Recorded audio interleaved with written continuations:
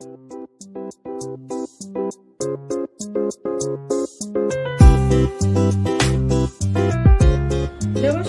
Aroma of রান্নাঘরে আপনাদের সকলকে স্বাগত। আজকে আরো একটা নতুন রেসিপি নিয়ে এসেছি। চলুন আপনাদের সবাইকে নিয়ে শুরু করি আজকের এই রেসিপি। আজকে যে চিড়ের রেসিপিটা আমি শেয়ার করছি তার জন্য কি কি লাগবে আগে বলে দিই।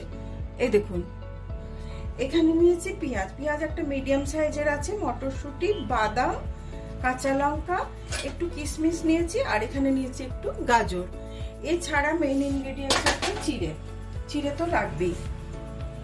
এই যে আমি না চিড়েটাকে ধুয়ে ভেজাইনি, কিন্তু ধুয়ে জাস্ট জলটা ঝরিয়ে নিয়েছি, তাতেই যেটুকুনি জল শোধ করেছে একদম ঝরঝরে হয়ে আছে। দেখুন, এরকমই চিড়ে নিতে হবে। চিড়েটা খুব পাতলা যেন না হয়, খেয়াল রাখবেন। চলুন শুরু করি। এটা পুরোটাই সাদা তেলে বানাবো। তেল দিয়ে দিলাম। আচ্ছা, আরো একটা জিনিস একটু আমি বলে দিই, এখানে চেষ্টা করবে এই যে সর্ষেটা আছে দেখুন, এটা না একদম সরু সরু সর্ষে। এই সর্ষেটা দিলে পরে টেস্টটা ভালো হয়। তো এই সর্ষেটা দিয়ে বানাবো আমি। এই সর্ষেটা দিয়ে দিলাম। সর্ষেটা একটু ক্র্যাক করুক। এটা বেশি সরু বলে এটা বেশিক্ষণ লাগে না, এটাতে না টেস্টটা খুব ভালো হয়। আর একটা শুকনো লঙ্কা দেবো। সর্ষে আর শুকনো লঙ্কা হয়ে গেছে, সর্ষে ফাটতে আরম্ভ করেছি। এবার আমি এতে পেঁয়াজ দিয়ে দিচ্ছি।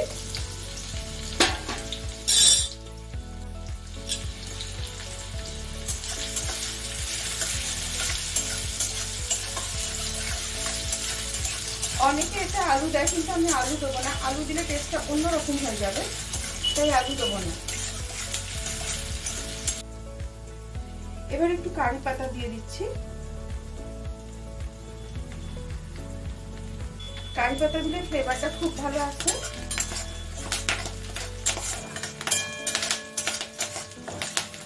পেঁয়াজটা একটু হয়ে এসছে, এবার এটা আমি একটু গাজরটা দিয়ে দিলাম।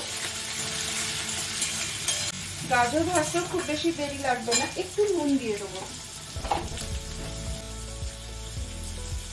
নুন দিয়ে দিচ্ছি।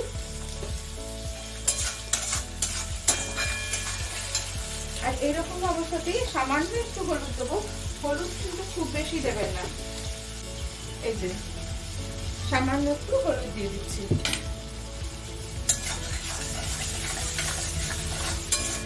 আর এবারে মটরশুঁটিটা দিয়ে দিচ্ছি।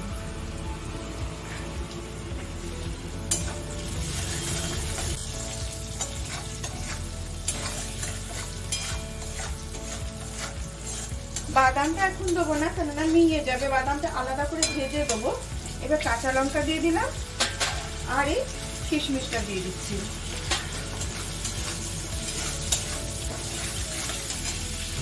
আচ্ছা, একটু চিনি দিয়ে দিচ্ছি।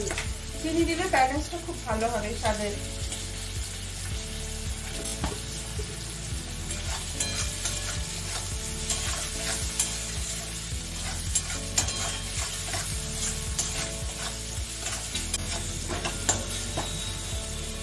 ব্যাস, আর ভাজবো না, সবগুলোই ভাজা হয়ে গেছে। এবার এতে চিড়েটা ঢেলে দিচ্ছি।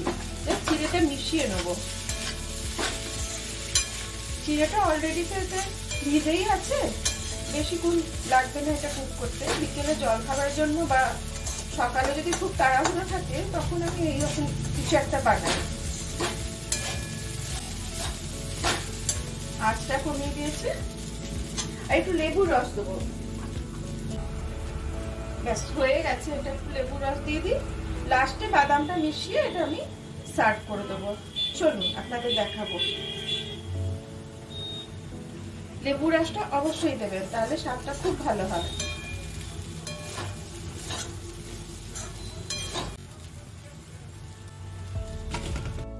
দেখুন, চিড়ের পোলাও বা বলুন পোহা তৈরি হয়ে গেছে। এবার এতে এই বাদামটা আমি লাস্টে রেখেছি। একটু বাদাম যখন সার্ভ করবেন তখন ছিটিয়ে দেবেন, কেননা চিড়েটাতে তো ময়েশ্চার আছে, না হলে বাদামটার ক্রাঞ্চিনেসটা থাকবে না।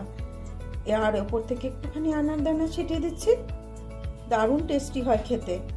এইভাবে প্রেজেন্ট করবেন, দেখবেন সামনের লোক একদম খুশি হয়ে যাবে। দেখুন কি সুন্দর দেখতে লাগছে না? খেতে দারুণ হয়, বিলিভ মি। দেখতে যতটা সুন্দর, খেতেও কিন্তু ততটাই স্বাদিষ্ট। অবশ্যই জানাবেন কিরকম হয়েছে রেসিপি। আর যদি রেসিপি ভালো লেগে থাকে তাহলে প্লিজ একটা লাইক, শেয়ার আর সাবস্ক্রাইব করবেন। আর যে সমস্ত দর্শক বন্ধু আমার এই রেসিপি ফেসবুক পেজ থেকে দেখছেন, তাদের কাছেও অনুরোধ রইল, প্লিজ চ্যানেলটাকে ফলো করুন আর সাপোর্ট করবেন। সঙ্গে থাকার জন্য অনেক অনেক ধন্যবাদ। ভালো থাকবেন, সুস্থ থাকবেন।